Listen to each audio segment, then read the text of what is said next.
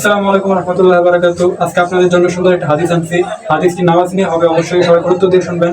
এটা অনেক প্রয়োজন দরকারি। আপনারা যে নামাজ পড়ি না, এই নামাজ না করার জন্য আমাদের যে কত ধরনের ক্ষতি হয়, আজকে আপনাদের সামনে এগুলো তুলে ধরবো। প্রত্যেক মুসলমান নর ও নারীদের জন্য নামাজ পড়া কেন ফরজ এবং না পড়লে আমাদের জন্য কি কি সমস্যা হতে পারে, আজকে আপনাদের সামনে প্রেজেন্ট করবো। নামাজ এক হাদিসে আলোকে নামাজ না পড়ার সম্পর্কে রাসূল সাল্লাল্লাহু আলাইহি ওয়াসাল্লাম বলেছিলেন, যে ব্যক্তি ফজর নামাজ ছেড়ে দিবে তার চেহারার প্রথমত উজ্জ্বলতা কমে যাবে, নাউজুবিল্লাহ।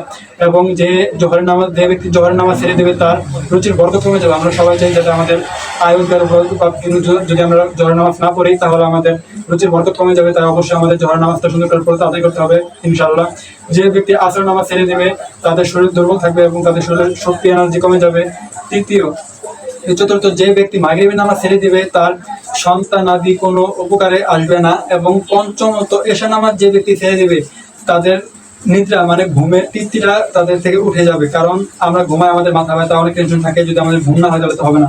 তাই এশা নামাজ যে ব্যক্তি পড়বে না তাদের শরীর থেকে তাদের ঘুমের যে আনন্দ ওটা আল্লাহ তাআলা তুলে নেবে। তাই আমরা সবাই চেষ্টা করবো 5 ওয়াক্ত নামাজ সালাতের সাথে আদায় করার জন্য ইনশাআল্লাহ। আসসালামু আলাইকুম।